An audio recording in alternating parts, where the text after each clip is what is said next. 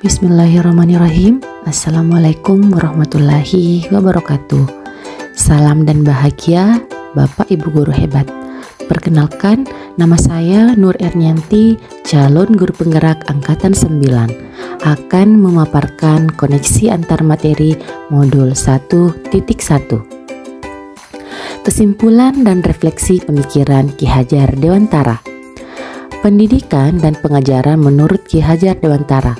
Pendidikan adalah menuntun murid untuk memperoleh keselamatan dan kebahagiaan yang setinggi-tingginya sebagai seorang individu ataupun anggota masyarakat.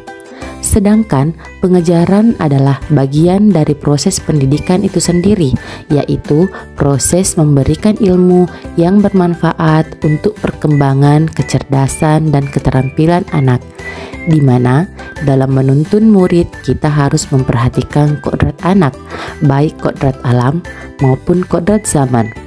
Kemudian bermain yang juga merupakan salah satu kodrat anak. Permainan menjadi bagian pembelajaran di sekolah. Berhamba kepada murid, artinya pendidikan yang kita lakukan harus berpihak kepada murid.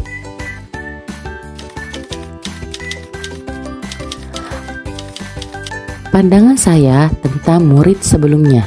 Murid ibarat kertas kosong yang dapat ditulis dan diberi warna sesuai kehendak guru.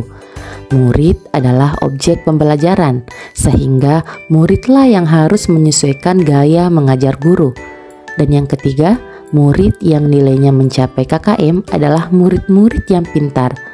Jadi, ketika nilai murid sudah mencapai KKM, saya sudah menganggap pembelajaran yang saya lakukan telah berhasil. Pembelajaran yang saya lakukan sebelum mempelajari modul 1.1, saya tidak memperhatikan kemampuan yang dimiliki oleh setiap siswa.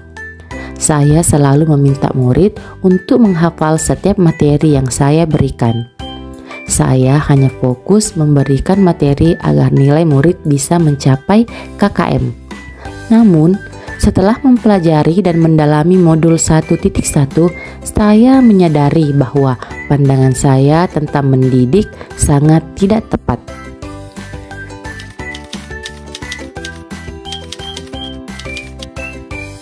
Setelah saya mempelajari modul 1.1, saya menyadari bahwa murid bukanlah tabula rasa.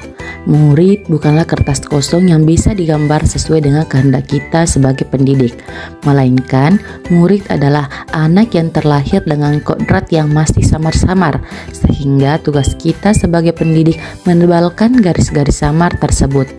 Murid adalah subjek pembelajaran. Pembelajaran harus berpusat kepada murid. Guru sebagai penuntun dan bertugas memfasilitasi pembelajaran. Saat murid ada yang tidak paham, kita sebagai guru harus mencari cara atau menuntunnya dengan cara yang tepat, bukan memberi sanksi. Proses pembelajaran harus menyeluruh. Guru harus memahami karakteristik murid karena tiap murid itu adalah unik, yaitu memiliki kemampuan, minat, dan bakatnya masing-masing. Sehingga sebagai guru bukan hanya menuntut murid untuk mencapai nilai di atas KKM, tetapi sikap spiritual, sosial budaya, dan keterampilan harus kita perhatikan agar murid dapat bertumbuh sesuai dengan kodratnya.